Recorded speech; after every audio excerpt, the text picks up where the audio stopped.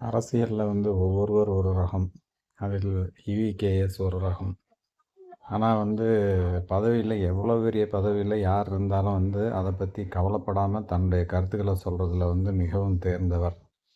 ஒரு முறை வந்து திருப்பூர் அதிமுக பிரமுகர் ஒருத்தர் வந்து ஒரு நாயை வந்து மேடையில் வச்சு இவிகேஎஸ் இளங்கோவனை அவமானப்படுத்துகிறேன்னு சொல்லி அதோட கழுத்தில் வந்து அந்த மாதிரி கட்டி தொங்க விட்டு ஒரு கூட்டத்தை நடத்திட்டார்.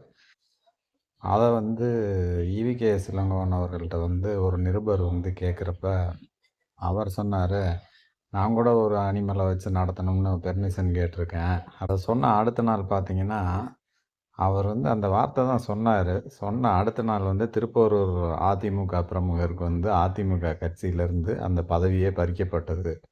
இது வந்து அவரோட ஆளுமை அப்படின்னு சொல்லலாம் உண்மையிலேயே. ஏன்னா வந்து ஒருத்தரை பார்த்து எல்லாரும் பயந்து நடுங்கிட்டு இருக்கிறப்ப வந்து அவங்கள வந்து தெளிவாக துணிவாக எதிர்கொண்ட ஒரு தலைவர் அப்படின்னு சொல்லலாம்.